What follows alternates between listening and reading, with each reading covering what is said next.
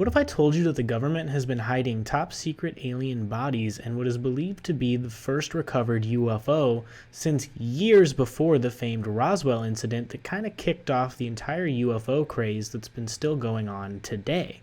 This story is one of the most bizarre and interesting discoveries in UFO history and features a statement directly from a highly ranking government official that UFOs and aliens are being hidden in the Capitol building right under Washington, D.C.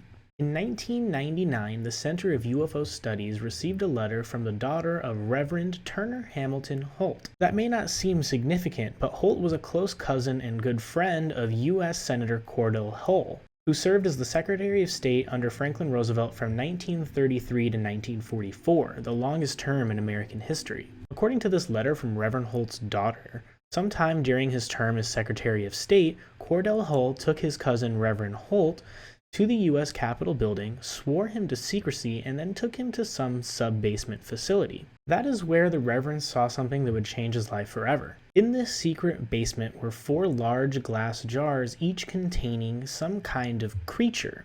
The creatures were humanoid in shape and were no taller than 4 feet. Nearby, there was a damaged circular vehicle that was in a state of disassembly for research. The craft appeared to be made out of some kind of silver metallic material, but the exact color of the material was something that the Reverend had never seen before. He just used silver to describe it, for lack of a better term. The Reverend's daughter wrote in the letter that her father told her this information because he didn't want the secret to die with him, and she thought the information was too important to keep within the family. So long after both cousins who had witnessed the facility passed away, she decided to send in this letter. She quoted Cordell saying that the government was afraid that a countrywide panic would ensue if the public found out about the contents of this sub-basement facility. It's interesting to note that Cordell Hull was one of the most renowned statesmen in U.S. history with an astounding reputation, including the Nobel Peace Prize.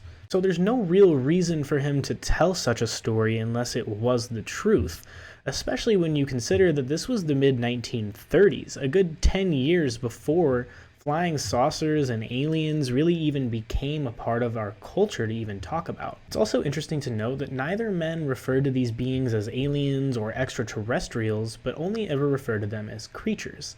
Again, aliens weren't really a topic in anybody's discussions back in these days. That wouldn't happen for another 10 years after the Roswell incident, which started the whole UFO craze, and all of a sudden all these stories started coming out. It's very interesting that something like this happened when people weren't really talking or even thinking about aliens. I don't know about you, but that's pretty crazy, and I'd like to know your thoughts on the matter. Comment below and let us know if you think that the government's been hiding aliens since long before Roswell, or if you think the Reverend's daughter was just making up stories to get attention. If you liked this video and found it interesting, make sure you give it a thumbs up and hit that subscribe button to stay up to date on all UFO news. I will see you guys next time.